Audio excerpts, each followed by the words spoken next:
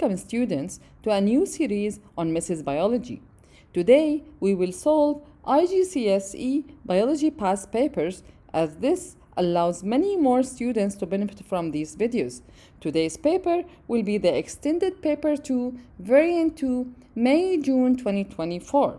And remember to make sure you like, subscribe, and turn on the notification bell to receive new videos like this one from Mrs.Biology. Let's begin. Hi guys, today we will be doing Biology Paper 2 Variant 2 2024. Let's start with the first question. Which process is carried out by all organisms? So we have to look at the 7 main characteristics that all organisms share it in the acronym, if you remember, which is Mrs. Gran. Okay. M for movement, R respiration, S sensitivity, G growth, R reproduction, E excretion, and N for nutrition. Here we have a growth, it's already there. It should be the right answer, but let's look B why it's wrong. Photosynthesis, it's only for a plant. Sexual reproduction, we have many organisms, they reproduce asexually. Transpiration, also it's only for a plant. So the right answer here is A. Moving to question number 2. What is the first part of the scientific name of an organism using the binomial system? Binomial system developed by a Swedish scientist called Carl Linnaeus. This system says what? The naming should have 2 parts. The genus, and it should be capital, and the species, and it should be in a small letter, both of them italic or underlined. So the right answer here is A, the genus. Now, question number 3. The diagram shows a plant cell in which labeled part of the cell is a glucose made. In another term, photosynthesis happens where? So as simple as that, and it's very simple question, in the chloroplast. Sure, it's not in the nucleus or the vacuole to save water and minerals, and the cell wall to give the support or the structure to maintain the structure of the cell. So it's in a chloroplast. Let's go and answer question number 4. The diagram shows an epidermal cell from an onion plant. The distance between X and Y on the diagram is 60 millimeter. The actual length of the cell between X and Y is 150 micrometer. What is the magnification of the cell? Simple. The equation for that is the image size. Okay, the image size divide by the actual size. Okay, now the image size in millimeter, the actual size in micrometer, so please pay attention for the units. We need to convert, as we know 1 millimeter, okay, equals 1000 micrometer. So how we will answer it? It will be 60 times 1000 divide by 150, 60,000 divided by 150, it will give us 400. So the right answer here is C. Now, question number 5. Some plant cells are placed in distilled water for 1 hour. Which description of the condition of the plant cells after 1 hour is correct? Let's read the options. A, burst, B, flaccid, C, plasmolysed, and D, turgid. Actually, the right answer should be D, but let me explain it why. Imagine with me, we placed the plant cell inside the distilled water. This is the big vacuole, this is the nucleus, wherever, and we put it in the distilled water. That means we have high water potential outside, so the water direction will enter from out to in. Okay, the question is why I drew it in a definite shape, because the plant cells, they have what? Plant cells, they have cell wall. Fine. and the cell wall will stand the pressure, so it will not burst, it's not flaccid, sure. It will not shrink because the direction of water from out to in. The right answer, turgid again, because the cell wall, okay, will prevent the cell or the plant cell from being from rupture or burst, whatever. Let's answer question number 6. Which diagram represents active transport? We have 4 diagrams, but before answering them, just to remind you, by active transport conditions, it's against the concentration gradient. That means from low concentration to high concentration, and it requires energy. Fine. Now, if we have a look, we will find that A and C are wrong choices. Why? Because as you can see, the direction from high concentration to low for both of them, so no need to spend time on them. Let's see B and D, both of them from low to high concentration.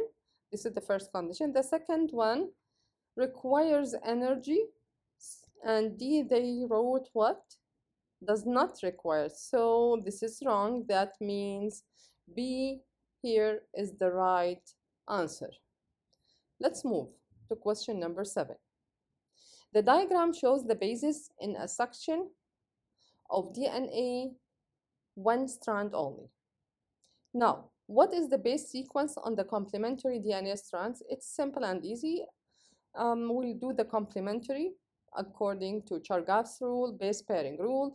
Adenine with thymine, cytosine, guanine, adenine, adenine, guanine, thymine, cytosine, adenine, and the last one is a guanine. So if we just look at them, sure it's not A, sure it's not B. Here C, this is wrong because it's not C, it should be G. Okay, so the right answer here is D. Let's answer the next question, which is 8. The graph shows the effect of pH on the rate of an enzyme catalyzed reaction. As we can see here, directly we'll understand that the optimum pH here is around 7 here. Okay, what explains the effect of pH on the reaction rate? Let's read the options. As the pH increases from 5 till 7, the kinetic energy increases. That's wrong, because kinetic energy will be affected by the temperature, not the pH. B, as the pH increases from 7 to 9, the frequency of enzyme and substrate collisions increases. Again, collisions means kinetic energy, so it depends on temperature mainly. So it's wrong, and it's not related even. C, the shape of enzyme's active site changes as the pH increases from 7 to 9. That's right, 100%. Let me tell you something. Now, the optimum pH is 7, the highest or the most effective pH for the function of the enzyme. Now, once the pH increase more, that will impact, maybe will disrupt the ionic and hydrogen bonds of the enzyme active site to change it, and maybe it will lead to denaturation. So it will not bind with the substrate correctly. So this is a right answer. Let's see D, why it's wrong. The substrate denatures at pH 7. Actually, it's not related to substrate, it's related to enzyme. So again, this is a wrong choice. The right choice here is C. Okay, let's go to question number 9. Which sentence explains the importance of vascular bundles for photosynthesis? First of all, vascular bundles, here we are talking about phloem and xylem. Phloem, okay, sorry, xylem. Phloem will transport the sugars, and xylem will transport water and minerals. Let's read the options. Vascular bundles transport carbon dioxide to the leaf. Sure, it's wrong. B. Vascular bundles transport oxygen to the leaf. Also wrong, because carbon dioxide and oxygen will be entering the leaf or the plant via stomata. C. Vascular bundles transport starch to the leaf. Actually, they are not transporting, if we are to talk about phloem, they are transporting sugars like glucose away from the leaf. So also this is wrong.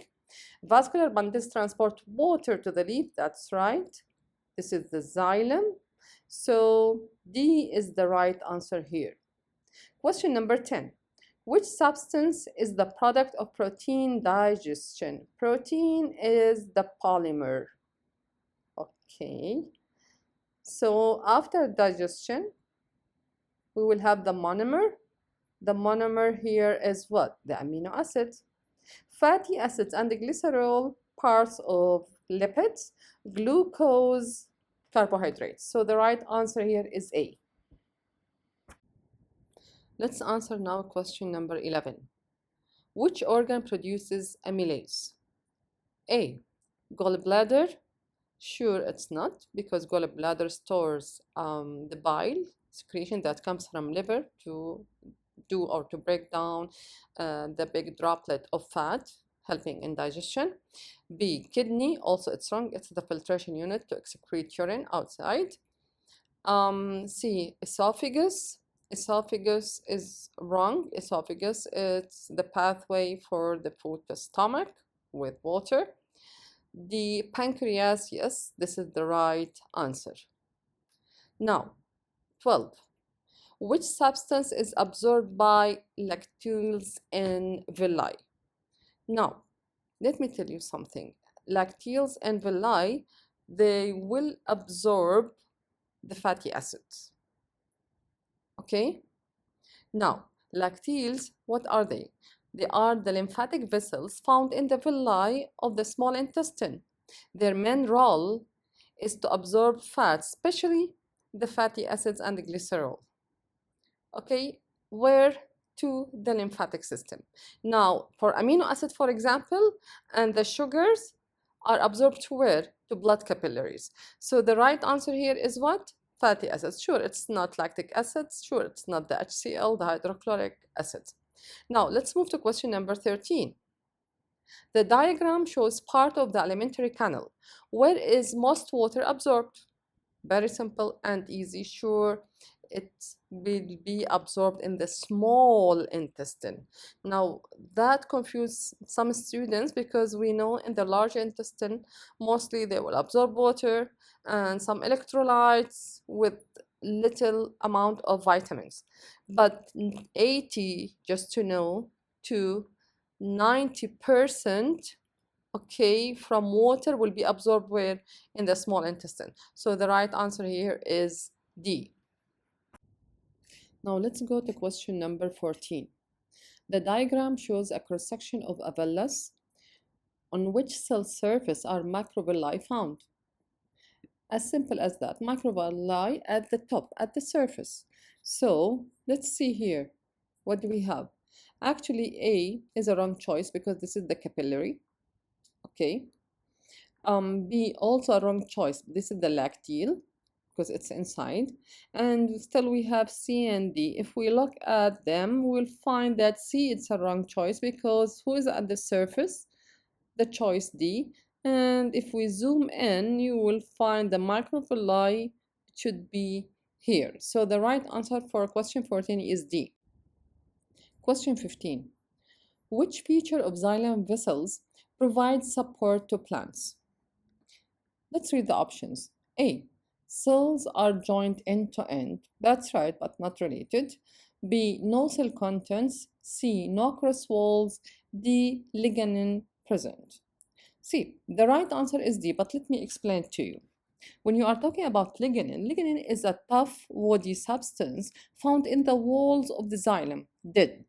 Okay? It provides the structural support to plant by strengthening the walls of xylem cells.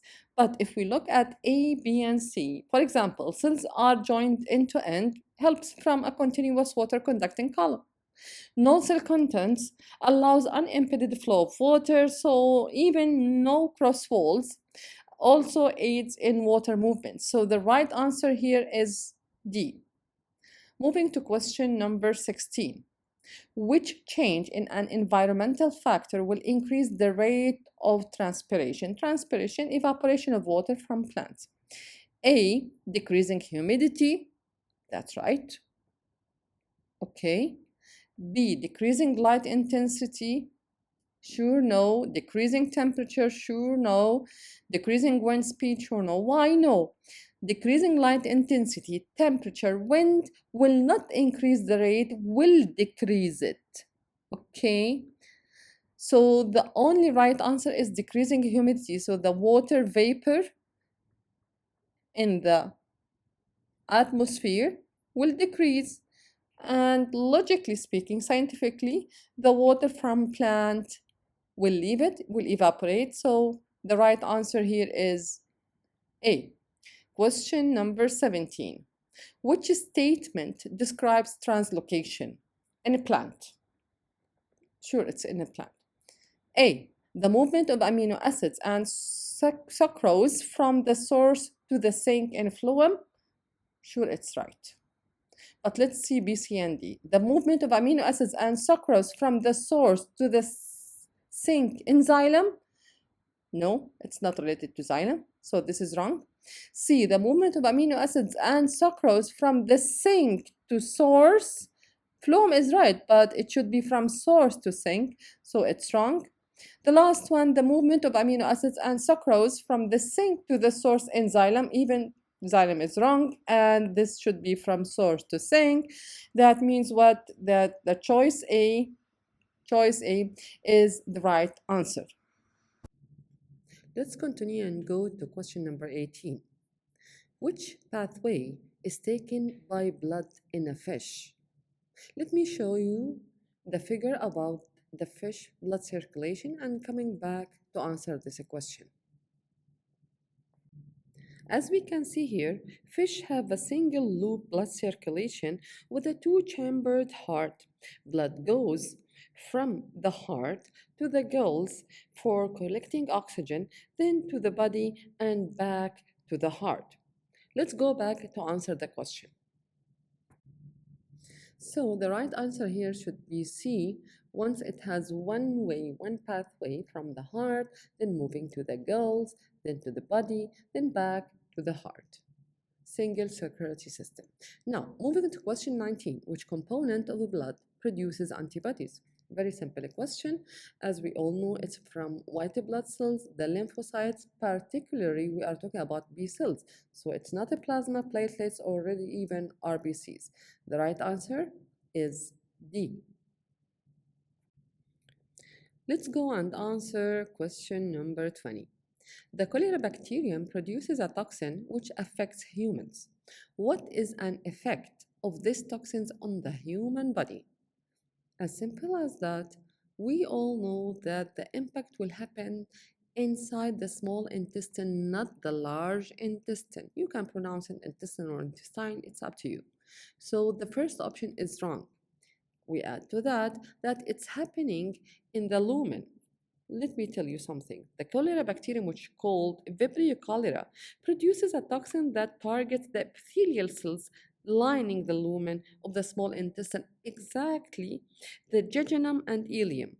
Okay, so what we see from these options, that B should be the right answer, because the secretion of chloride ions here in C option, the lumen of the large intestine, again it's wrong. Here it's wrong. The secretion of chloride ions from the lumen for small intestine into the blood, no, it's not in this way. So also this is wrong. Again, the right option is B. Let's do question number 21. These changes occur in the human body during exercise. We have 4 changes. What is the correct order for these changes? Let's read them. First one, breathing rate increases. Second one, the rate of respiration increases. Third one, nerve impulses sent from the brain to the intercostal muscles and diaphragm. This action will lead to this action. Okay, so not this one, not 1 or 3 is the first step. Fourth one, receptors in the brain detect increased concentration of carbon dioxide in the blood.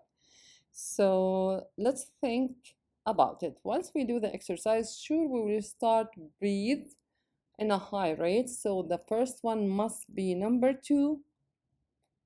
Okay, after that, the receptors here, the receptors in the brain detect increased concentration of carbon dioxide, sure, with a high rate of respiration.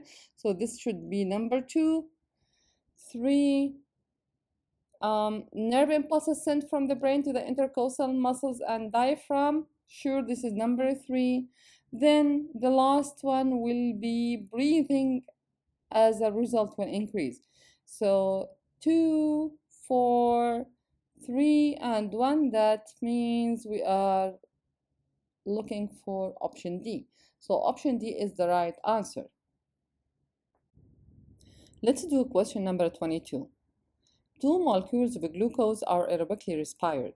How many molecules of water are produced?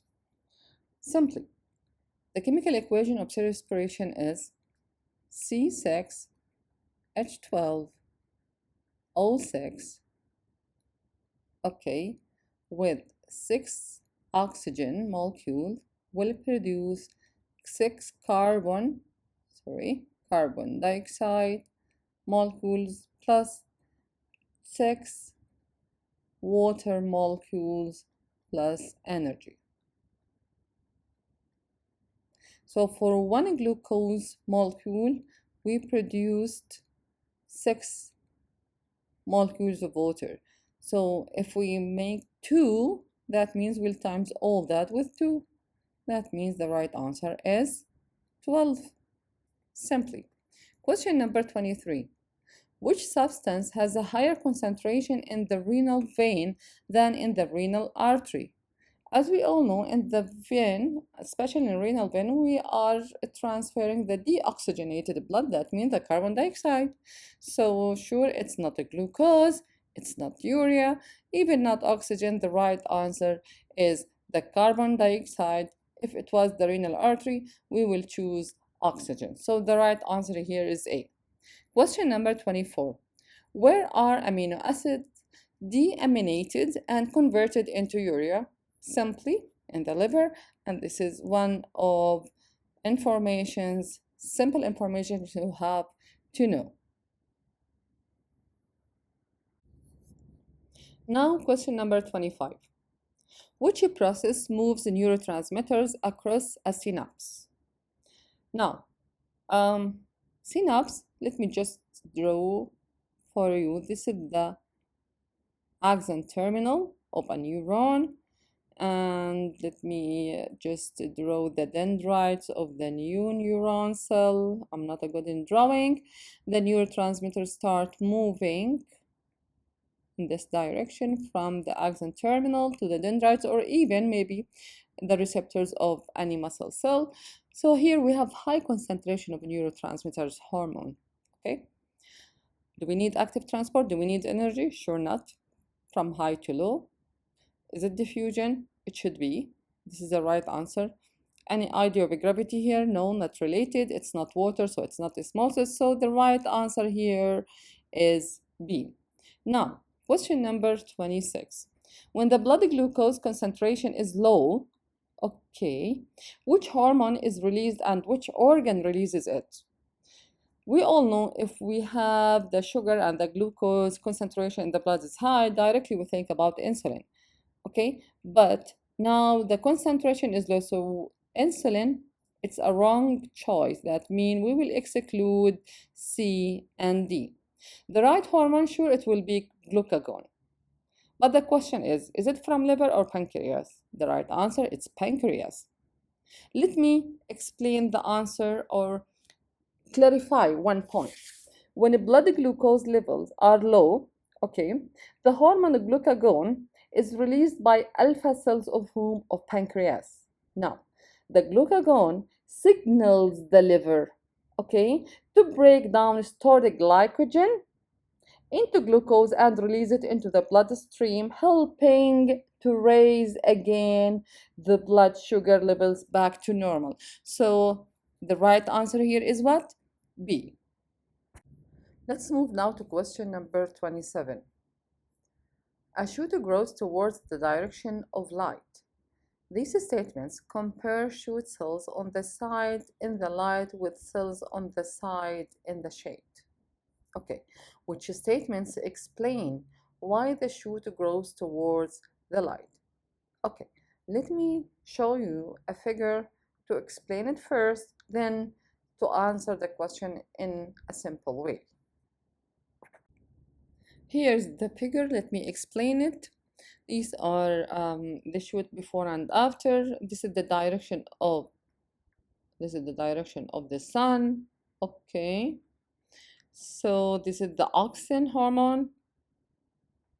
What will happen? It will dislike the sun. That's why it will move and accumulate in the shaded area. And we know auxin will impact the plant by elongation. As you see, it will be elongated from this side more than this side, and that will let this side bend it toward the sun. Okay, this is the whole story. Let's go back to answer the question. Okay, so after explaining that figure, let's read these statements. Cells on the side in the light have more auxin. Sure, it's not. This is a wrong choice because it hates or dislikes the sun. 2, cells on the side in the shade have more auxin. This is a right option. 3, cells on the side in the light elongate more. It's the opposite. It will elongate from the other side. That's why it bent toward the sun. So this is wrong. 4, cells on the side in the shade elongate more. This is right. So the right answer, option D, that contains 2 and 4. Now, question number 28. Which statement about antibiotics is correct? A. Antibiotics are used to treat all transmissible diseases. Sure, it's wrong. Why? Because antibiotics, it's only for bacteria, and transmissible diseases includes, for example, other germs like viruses, and it will not work on that. That's why this is 100% wrong. B, antibiotics are used to treat diseases caused by viruses. Again, this is wrong. No need to explain it again. Why antibiotics targeting the cell wall? And viruses, they have only protein codes, and inside it we have the genetic material. So we don't have antibiotics for viruses. C, antibiotic resistance can be stopped by increasing their use. How come? Okay, this statement, it's all wrong. No, we have to change at that time the antibiotic. D, antibiotics are used to treat diseases caused by bacteria. This is right. Very simple information. So the right answer is D. Now, question number 29. Fusarium wilt is a fungal disease of bananas that can spread quickly through a banana population. The table shows the area affected by Fusarium wilt over time in one country from 1967 till 1999. What was the percentage increase in the area affected with Fusarium wilt from 1976 to 1999? So we are talking about the 1,200 hectares to 3,000 hectares. Okay, we have a rule saying final, okay, minus initial, okay, divide by initial times 100%. So the final is 3,000 minus 1,200 divide by 1,200 times 100%. Let's do the math here. Okay, so it is 150%. That means the right answer is C. Okay, let's continue and go to question number 30. The diagram shows part of a flower, okay, which processes have taken place, and they put for us pollination and fertilization. Okay, what we see here, we can see the pollen grains and the pollen tubes, as you see here, going down to the ovary, but it's a pollination, not fertilization, despite that may confuse you, okay, because the pollen tube reached the ovary, but as we can see, the pollen grain landed on a stigma, okay, but they did not show us any egg. These are the ovules. I know that some students will try maybe choose D, but the right answer here is C. It's a pollination, but not fertilization. Again, I repeat, as we can see, the pollen grains landed on the stigma. They did not show us the pollen grain entering the ovary, or they did not show us even any egg. So let's consider C is the right option. Now let's go for question number 31. The diagram shows part of placenta and umbilical cord. What is the function of the umbilical vein? This is the umbilical vein. As we can see, the direction of the blood here, the direction of the blood flow. Here we can see what umbilical vein is carrying. Okay, what is the function of the umbilical vein? By the way, umbilical vein carries oxygenated blood, nutrients-rich blood from the placenta, okay, to the fetus. It should be here. Fine. During pregnancy, this happening. So this vein is essential because the fetus relies on the placenta to have the oxygen. They are not using actually their lungs. Okay. So what is the right answer? A, to stop pathogens passing into the fetus. Actually, this is wrong. Okay. And to stop toxins, even this is wrong. No, it's just for oxygen and the nutrients. To transport carbon dioxide, no, not the opposite. So the right answer, D, to transport oxygen to the fetus. Yes, this is the right option, which is D. Now, question number 32. The graph shows how the mass of DNA per cell, okay, changes before, during, and after a nuclear division in a diploid cell. Diploid, or somatic, or 2N, or body cells, the same meaning. Okay, it's a 2N cells. Fine. Which row describes the type of nuclear division and the chromosome number of the daughter cells shown in the graph? Okay, we have to focus on something. The mass of DNA at the beginning, I mean here, it's the same here. So directly it's not meiosis, because if it was meiosis, it shouldn't be the same mass, I mean the same amount. Okay, so what we will exclude A and B directly. It's wrong, are wrong choices. Now let's see. Without thinking, without even explaining the graph, directly we'll go and choose C because it's diploid and they mentioned that diploid. But let me just to analyze it with you. Now let's imagine the mass of DNA at this area. This is the diploid cell at the beginning with its DNA. Now the amount decreases, replication of DNA during the S phase. Now what do we have? The same cell, okay, with double amount of DNA. Then it will go and decrease again because of cell division. That will give me two identical cells with the same amount of DNA like the first or the parent cell. That's it. So the right answer, again, I'll repeat, it is C option. Move to question number 33. Fine. In a family, the two parents have blood groups of A and B, and the three children have blood groups of B, B, and O. What are the genotypes of the parents? Backward planning. B, we understood that one of the parents, they have B. But when we have one of the kids with O, that means we have a recessive here. What does that mean? That means the parents, each one of them, they have the recessive allele.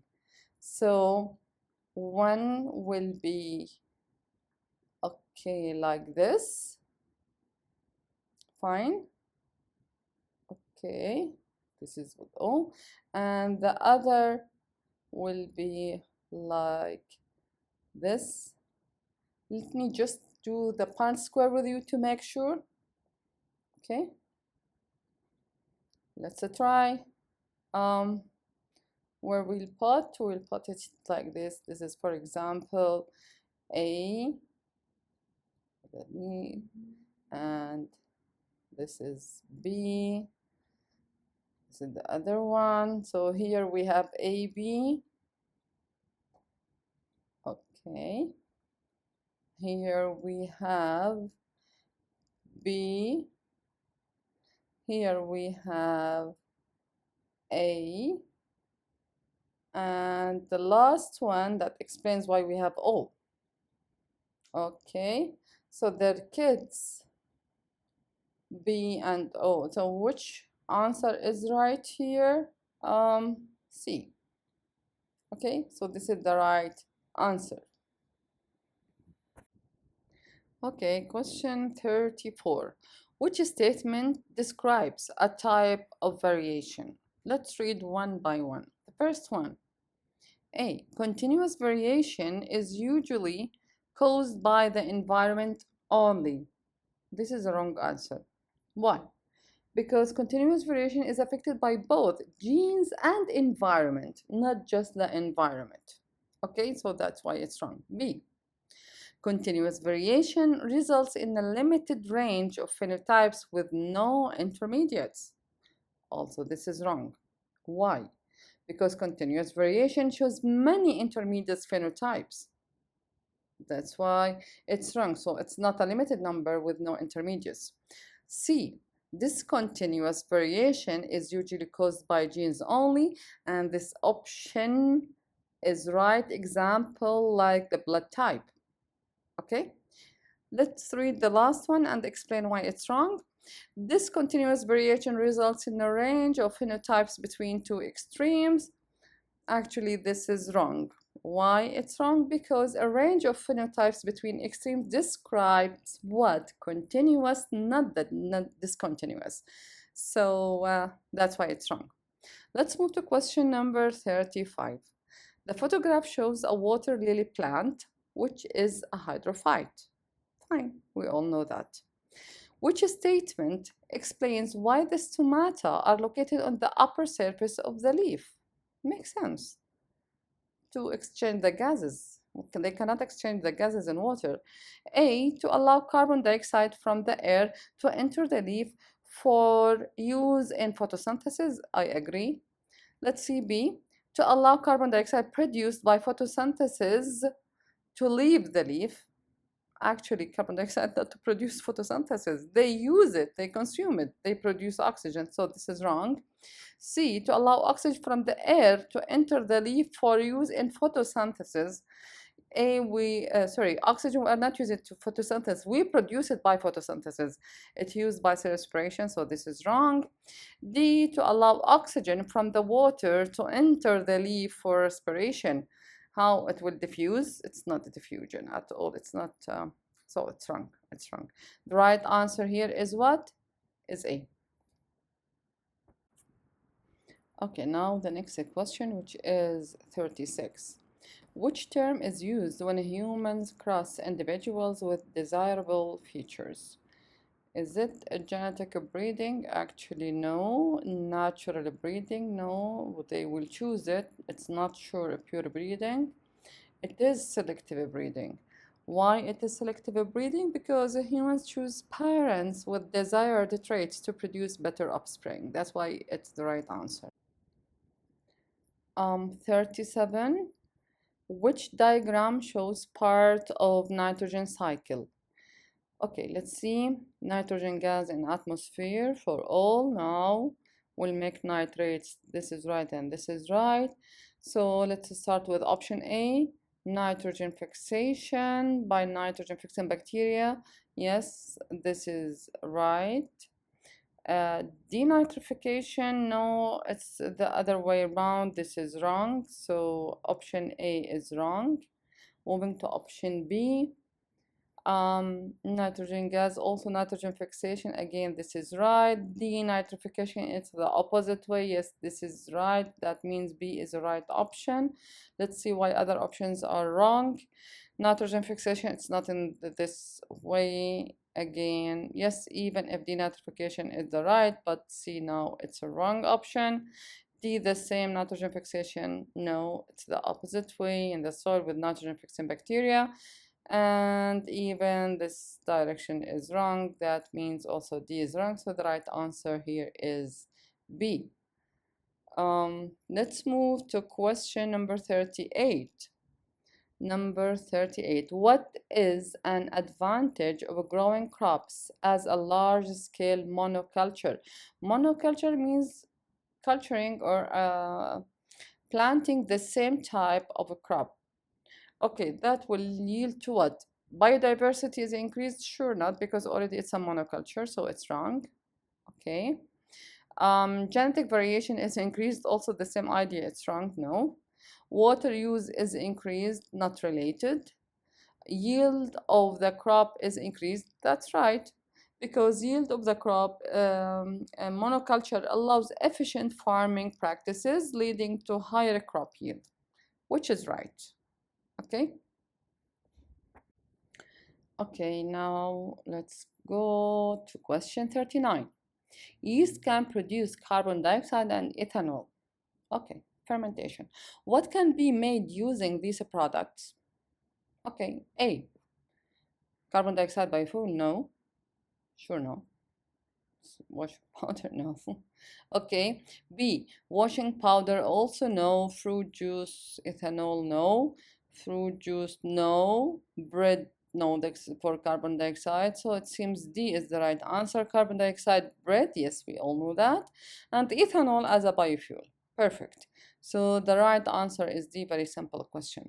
Question number 40 and the last one in this paper. Bacteria can be genetically modified to produce a human protein. Fine. What is the first step in this process? Okay, let's read the options. Insertion of a human DNA into bacterial plasmid DNA. This is not the first option. No. B. Insertion of recombinant plasmid into bacteria. No, not this one. Also, it will not be the first one. Isolation of the DNA making up the human gene. Yes. The first step should be the isolation of a specific human gene that codes for the desired protein. Let me organize it and order it for you. So this is the first one. C is the first one. The second one, A, insertion of a human in the bacterial plasmid. The third one will be the recombinant plasmid into bacteria. And I think the last one, expression, will happening. So in this order. That's it. I wish you all the best. And inshallah, we will meet in another paper. Thank you. We have now finished this paper. As always, make sure to like, subscribe, and turn on the notification bell so you can receive the next IGCSE video from Mrs. Biology. And if you have any queries, feel free to leave them in the comment section down below. Thanks for watching.